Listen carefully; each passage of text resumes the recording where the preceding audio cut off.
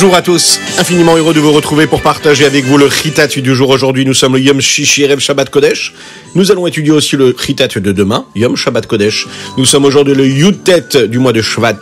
Et demain, nous serons le Chaf Shvat et Tafshin Pei Gimel de la Shnat Hakel, l'année du rassemblement. Et nous sommes dans cette paracha Kitro que nous allons développer ensemble là, tout de suite.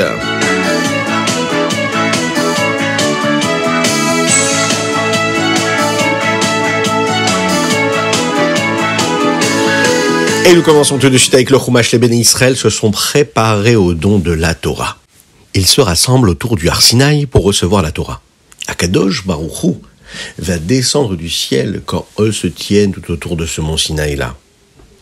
Il y avait tout le peuple juif ensemble qui était prêt à voir Akadosh Baruch Hu. Hachem va dire à Moshe Rabbeinu de prévenir les Béné Israël qui ne doivent pas trop s'approcher et de ne jamais toucher le Har Sinaï. Parce que c'est un endroit qui est très très kadosh et ils ne peuvent surtout pas le toucher. Akadosh Baruch Hu a permis quand même aux Kohanim de se rapprocher le plus possible de la montagne, mais pas trop non plus. Moshe ne pensait pas qu'il fallait vraiment faire attention à ce que les Béné Israël ne touchent pas au Har Sinaï, mais Akadosh Baruch Hu lui demande encore une fois, fais bien attention à ce qu'il ne s'approche pas trop. Le moment est arrivé de recevoir la Torah, Akadosh Baruch Hu va se préparer à la donner. Et chaque juif aura le mérite, et donc la responsabilité ensuite, de garder cette Torah, d'accomplir toutes les mitzvot de la Torah. Akadosh Baruch Hu va prononcer les Aseret Diberot, les 10 paroles, en une seule, et ensuite une après l'autre. La première, Anochi. Akadosh Baruch Hu est en train de dire, je suis Akadosh Baruch Hu, je suis ton Dieu. Ah, vous vous posez cette question, pourquoi est-ce qu'il n'est pas dit Ani Hashem Elokechem, puisqu'il s'adresse à tout le peuple juif? On aurait dû dire, je suis votre Dieu. Non, parce qu'Hachem parle à chacune et chacun d'entre nous. Il nous parle en particulier. Il attend le respect et la Torah et les mitzvot de chacun d'entre nous. Du klal Israël en tout, mais aussi de chacune et chacun d'entre nous en particulier. Il a besoin de toi et de moi. Ensuite, il va dire loïe, il ne faut pas du tout faire avodah zara. Ensuite, il va dire lotissa, ne promets jamais quelque chose qui n'est pas promettable. Ne dis jamais quelque chose qui n'est pas logique au nom d'Akadosh Baruch Hu. Souviens-toi du jour de Shabbat et garde-le. Respecte ton papa et ta maman. Ne tue pas. Ne te comporte pas comme il ne faudrait jamais se comporter avec une autre épouse, une autre femme. Ne vole pas, ne prends pas ce qui ne t'appartient pas. Ne mens pas au Beth Din lorsque tu es face à un tribunal et que tu as été convoqué, ne dis pas des mensonges. Et puis, le Tarmod, le dernier, ne jalouse jamais quelqu'un d'autre. Ne sois pas jaloux de ce que les autres ont. Il faut savoir que toute la Torah entière est résumée dans ces 10 paroles. D'ailleurs, dans le Tanya, nous l'étudions. La première parole d'Akadosh Baruch Hu fait allusion à toutes les mitzvot assez, puisque c'est un commandement positif, Anochi Hashem Elokecha. Et le deuxième commandement, c'est un commandement qui est passif, négatif, c'est-à-dire loïe, tu n'auras pas d'avodah zara, tu ne feras pas d'avodah zara.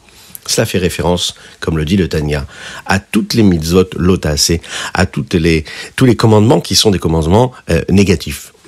Et dans le Chumash du Shevi'i, du dernier jour de cette semaine-là, Akadosh Baruch Hu, quand il va dire les Aseret Adiberot, on nous raconte que les anges sont descendus.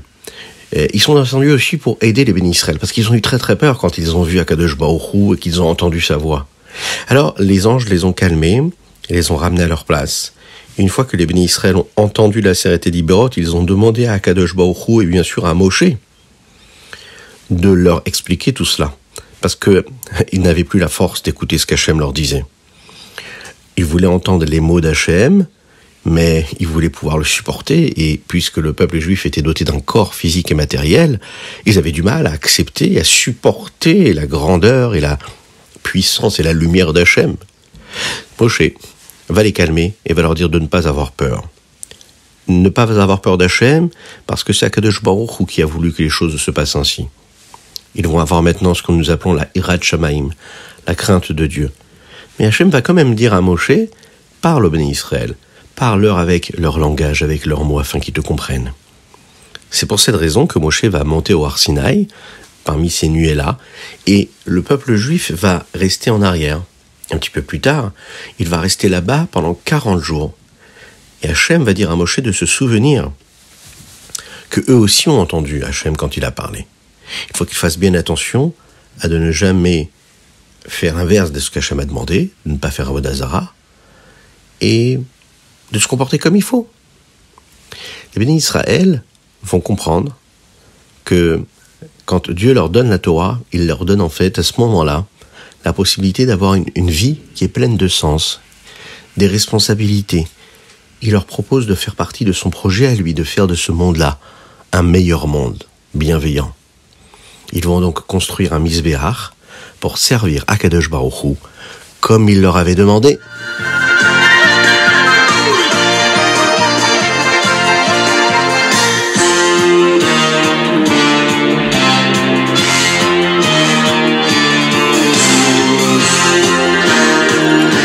Et nous passons tout de suite au Teilim du jour. Aujourd'hui, nous sommes le Yutet du mois de Shvat.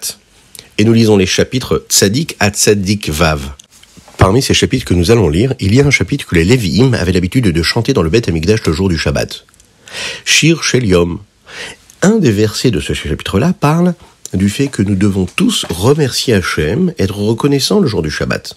La Chassidoute nous explique ces versets-là, et particulièrement 3 mots.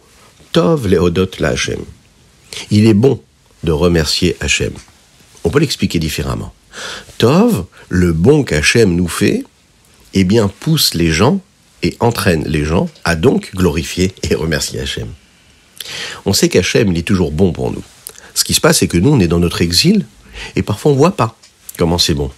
Mais le jour du Shabbat, on nous donne la possibilité de ressentir cela. On se coupe du monde. On n'est plus du tout dans le monde matériel et physique, selon les lois du monde et de la société qui nous entoure, mais on est dans un nouveau rythme, un nouveau temps, un nouvel espace. C'est la raison pour laquelle, le jour du Shabbat, on a la possibilité d'être dans cette bonté, dans cette grâce-là. Il suffit juste de se permettre à soi-même de le vivre, de l'accepter. Et là, quand on voit le bon et le bien, eh bien, on a envie de chanter, de remercier Hachem. Shabbat, ça arrive en fin de semaine. Mais ça nous donne aussi la force de ce qui va se passer dans la semaine d'après. La semaine arrive, et donc le jour du Shabbat, on se repose en quelque sorte de la semaine qui vient de passer, mais on prend aussi des forces pour la semaine qui arrive. Cette sensation, cette émotion-là de rapprochement d'Hachem le jour du Shabbat, elle nous accompagne en fait tous les autres jours de la semaine. Il y a aussi également quelque chose à retenir du Teilim que nous allons lire ce jour de Shabbat. Demain, qui correspond au Chaf, et nous allons lire les chapitres Tzadik Tzayin jusqu'au chapitre Kuf Gimel. Il y a un verset qui dit comme ça. Moshe ve'Aaron bechoanav ou Shmuel bekore shemo. La Gemara nous explique que Shmuel Hanavi, le prophète Shmuel, et toute sa génération, c'était une génération qui était très grande. Elle avait beaucoup de valeur, comme Moshe et Aaron en avaient pendant leur génération. Écoutez ce que le rabbi nous enseigne à ce sujet. Lorsque les bénis Israël sont sortis d'Égypte, le rabbi de nous dire, Akadosh Baruch Hu leur a donné 2 dirigeants. Moshe qui leur a enseigné la Torah, il leur a enseigné que cette Torah-là, elle était égale à tous, et Aaron qui va aider chaque juif à faire le bien et à s'attacher à cette Torah-là en fonction du niveau qu'il pouvait avoir. Shmuel Hanavi, le prophète Shmuel, lui, il avait la possibilité tout seul de faire ce que Moshe et Aaron faisaient chacun de leur côté. Ça nous enseigne quoi ? Quand nous, on a une force particulière. Shmuel avait la possibilité d'enseigner aux juifs la vérité et de les aider à faire correspondre cette vérité-là à leur niveau. Vous imaginez ? Le rabbi nous dit comme ça, que les Rebbeim Chabad étaient comme Shmuel. Ils avaient ces 2 forces en une seule personne, en même temps. Ils nous ont enseigné la Torah, et ils nous ont enseigné comment servir Dieu, et en même temps, ils aidaient chacun à se rapprocher d'Hachem en fonction de leur capacité de chacun. C'est ce que le rabbi a toujours fait. Enseigner une Torah globale, dans laquelle il y a toutes les parties de la Torah qui sont enseignées. C'est ce qu'on peut voir dans toutes les études de la Torah que le rabbi nous a enseignées, dans les Mahamarim, dans les Sichot, dans tout ce que le rabbi a développé. Il y a toutes les parties de la Torah qui sont développées. Que ce soit la partie niglée, dévoilée, ce qu'on appelle la partie qui correspond à la Gemara, à la Halacha, à tous les Midrashim, mais aussi tout ce qu'il y a à travers la partie cachée de la Torah, la partie de la Chassidoute, le Zohar, la Kabbalah et tous les livres dont il est question dans toutes les œuvres du rabbi de Lubavitch. Et en même temps, le rabbi nous a toujours enseigné à nous rapprocher de chaque juif, peu importe son niveau, de rapprocher cette Torah-là, de lui permettre de se rapprocher de cela, de correspondre à chaque juif, de lui parler avec les mots qui vont permettre le rapprochement à Hachem. Et ça, c'est extraordinaire. Extraordinaire parce que nous avons en fait les qualités de Moshe, de Aaron et de Shmuel Hanavi.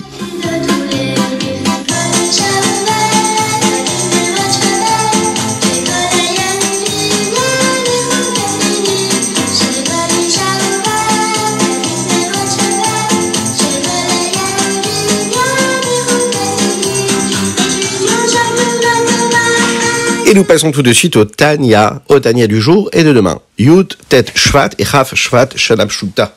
Nous sommes toujours dans le chapitre Chaf, et c'est le chapitre 25 du Likutei Amarim. Dans le Chumash Devarim, on nous enseigne que Moshe Rabbeinu a enseigné aux bénis Israël avant qu'ils rentrent en Eretz Israël plusieurs choses. Parmi ce qu'il va leur enseigner, il va leur ordonner de dire le Shema Israël 2 fois par jour, afin que les bénis Israël puissent recevoir le joug de la royauté céleste, et qu'ils soient prêts à donner leur vie pour Hachem. Mais, est-ce que Moshe n'a pas promis aux bénis Israël qu'ils n'avaient pas besoin de faire ce travail-là, de donner leur vie ? A priori, Moshe avait dit aux bénis Israël qu'ils n'avaient plus besoin de craindre quoi que ce soit. Pourquoi est-ce qu'ils doivent être prêts à donner leur vie, alors que Moshe Rabbeinu leur avait dit que ça y est, ils ont été sauvés par Dieu ? En fait, Moshe Rabbeinu voulait que les bénis Israël utilisent cet Ahava Mesuteret dont nous parlons ces quelques jours qui viennent de passer, cet amour caché que nous avons chacune et chacun entre nous pour servir Hachem. Il n'y a pas vraiment besoin de donner sa vie quand on fait appel à cet amour pour Akadosh Baruch Hu.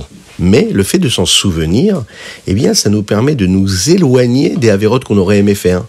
Ça nous permet d'avoir la force de rester attachés pour toujours à Hachem. C'est la fin de l'explication du Admor HaZaken qui concerne cet amour-là, qui avait commencé, si vous regardez bien, à partir du chapitre Yutret, 18 du Tanya. Nous expliquer de manière assez courte et facile comment est-ce qu'on peut servir Dieu du côté de l'amour. De penser qu'Akadosh Baruch Hu, il est grand, il est puissant, de remplir notre personne d'amour pour lui, et de cette façon-là, de se rapprocher de lui. Mais pas tout le monde a la possibilité de le faire. Pas tout le monde n'a le temps de réfléchir à tout cela. Et puis le Yetzer Hara, il est parfois fort comme ça, il ne nous aide pas. Il ne nous permet pas d'être calme, d'être serein, et de prendre le temps de grandir et de voir la présence d'Akadosh Baruch Hu, de la ressentir. Le Admor HaZaken ici va nous montrer qu'en fait, nous avons tous ces forces-là. On est tous prêts à tout faire pour Hachem, c'est-à-dire donner notre vie. Cette conscience-là, le fait de savoir qu'on est capable de donner notre vie de manière rapide, eh bien, ça rajoute de la lumière et de l'amour que nous avons et que nous éprouvons pour Hachem. Si on se rappelle de ça, eh bien, quelque part, on a moins besoin de passer du temps à réfléchir à la grandeur d'Hachem, parce qu'en fait, de manière très très rapide, on se souvient qu'on est juif, et si on se souvient qu'on est juif, donc on se souvient qu'on a une âme divine, et si on se souvient qu'on a une âme divine, ça veut dire qu'on est attaché à Hachem, et si on est attaché à Hachem, on est prêt à tout faire pour faire ce que la volonté d'Hachem nous demande et exige.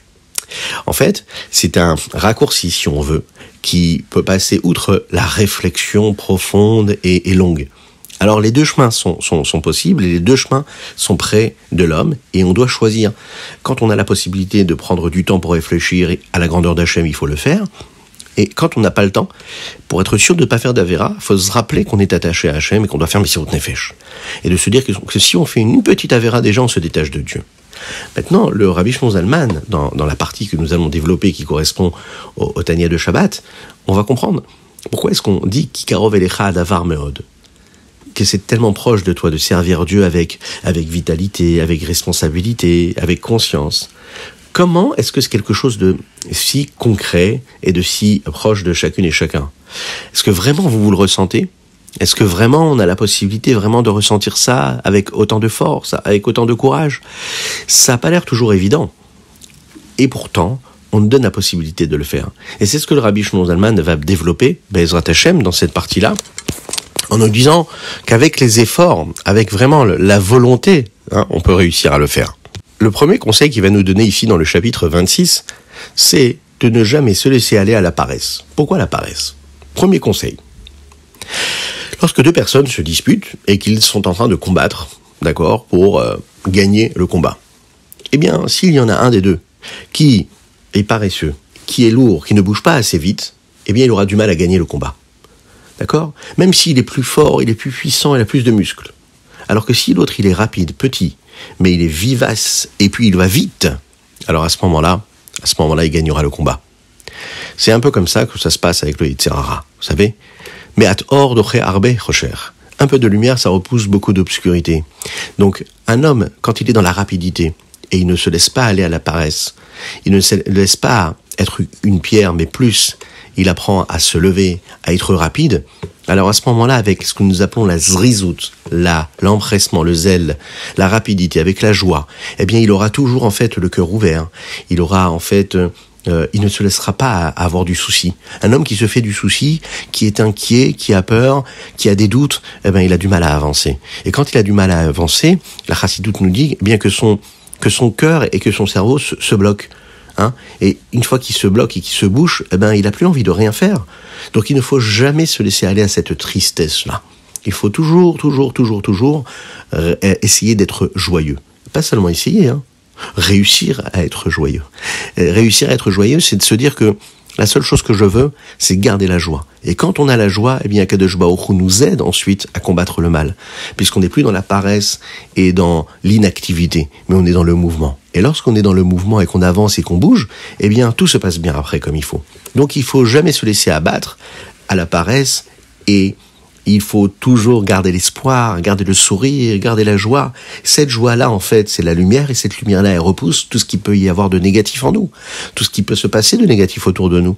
Et même quand on n'est pas le responsable de ces choses négatives, même quand on subit ce qui se passe à l'extérieur de nous, on dépend de ce qui se passe autour de nous, eh bien, on doit toujours garder la émouna, le bitachon, la confiance en Akadosh Baruch Hu, la foi en Akadosh Baruch Hu, et ce qui se passe juste après, c'est assez simple, hein. C'est qu'Akadosh Baruch Hu nous aide, et quand Akadosh Baruch Hu nous aide, eh bien, on voit tout de suite la lumière, et ces difficultés-là disparaissent automatiquement. Et quand elles disparaissent, eh bien, on est sûr d'être à côté d'Hachem, tout près de lui.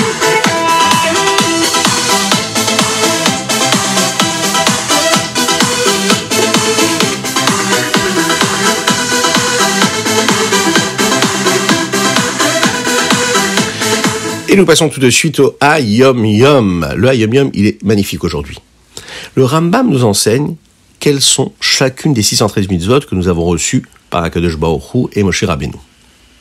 La première mitzvah que le Rambam nous donne, c'est de savoir, de se souvenir qu'Hachem dit au Béné Israël les Aseret Adiberot. On doit le savoir et on doit le croire. C'est Hachem qui a dit les Aseret Adiberot. Et toute la vitalité que nous recevons, elle vient d'Hachem, et qu'il n'y a rien d'autre que Dieu qui a créé tout ce qu'il y a dans le monde. Cette mitzvah, elle est particulière parce qu'elle concerne notre cerveau. Elle nous permet de comprendre. Et comment comprendre? En étudiant. Quand on est étudiant, on comprend que c'est Dieu qui nous l'a enseigné. Il y a des mitzvot que nous faisons avec, par exemple, les mains, les bras, les tefilines, allumer les bougies de Shabbat, donner la tzedaka. Aller au Beth Knesset, aller à la choule, aller rendre visite aux personnes qui sont malades, etc. On va utiliser les pieds. Il y a par exemple le fait de parler, de dire des mots de Torah, le fait de dire des belles paroles à son prochain.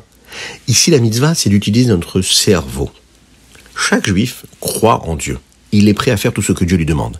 Mais cette mitzvah-là, elle nous dit que ça ne suffit pas de croire en Dieu.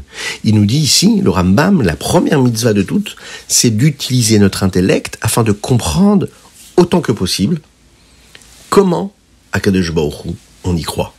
De quelle façon Akadosh Baruch Hu, il est grand. On le fait comment? En étudiant la chassidoute. Si on étudie juste la halakha, on saura comment accomplir la halakha. Si on étudie, on utilise notre cerveau pour voir et comprendre et saisir et percevoir la grandeur d'Hachem, alors ça nous aide à comprendre Dieu. Et ça, c'est la première mitzvah. De comprendre Akadosh Baruch Hu autant que faire se peut, autant que ce soit possible. Et bien sûr que c'est possible. Si on fait beaucoup d'efforts, eh bien on y arrive. Et on a la chance, nous, d'avoir la chassidoute.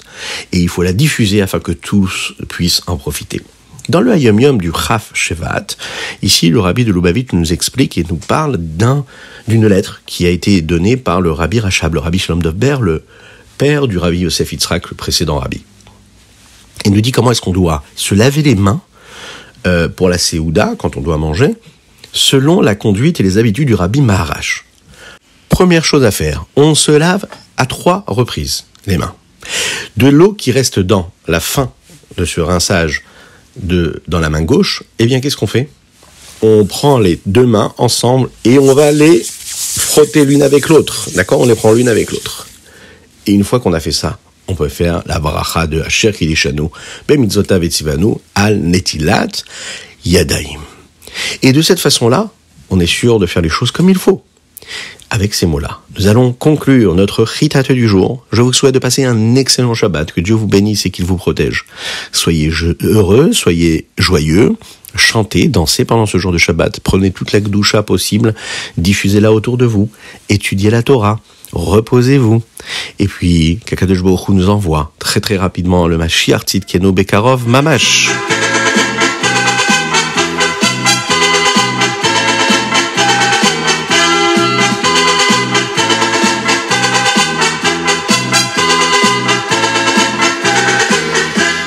Voilà, c'était le Chitatu du jour. Une petite dédicace. Nous étudions pour la Refoua Shelema de Avraham Nissim Ben Sultana, qu'Hachem lui envoie une guérison totale et complète, très rapidement. Je vous rappelle que vous pouvez envoyer vos dédicaces sur le site ritat.fr. N'oubliez pas de partager également ce Ritat avec vos amis, vos cousins, vos familles. C'est très important, parce que c'est la volonté d'Hachem et c'est la volonté du Rabbi que nous étudions chaque jour le Ritat. Que Dieu vous bénisse et à très bientôt.